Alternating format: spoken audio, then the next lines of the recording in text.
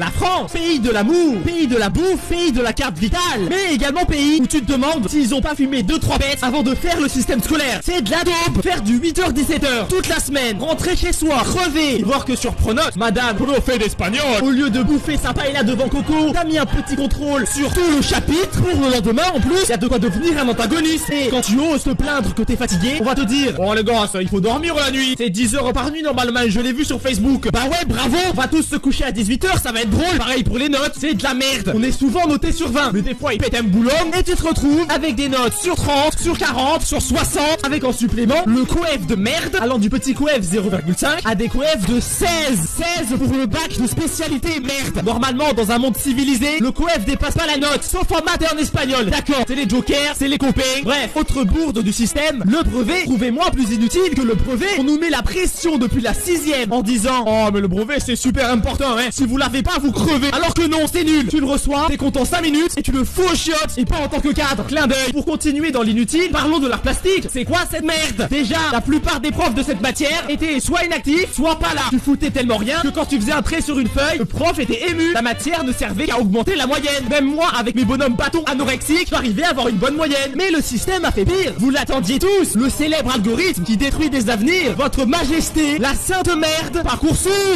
Chose rigolote, tout est dans le titre. Parcoursup supprime ton parcours scolaire. Qui nous nargue en plus pour prouver une nouvelle fois que c'est de la grosse merde. Une meuf a envoyé sur Parcoursup une recette de cuisine à la place d'une lettre de motivation. Et elle a été acceptée dans une école. Il y a un petit problème là, non? Il fallait me le dire que pour rentrer chez Google, il suffisait de faire un bon bœuf bourguignon avec ses carottes fondantes. Bref, j'ai aussi envie de râler sur la cantine, car c'est une vraie merde. Déjà, c'est pas bon, je vous apprends rien, mais s'il vous plaît, faites un effort sur le pain, merde. C'est de l'obsidienne le truc. C'est un parpaing. C'est un parpaing. Tu peux faire ton CAP maçonnerie avec, ou jouer à la pétanque avec les collègues.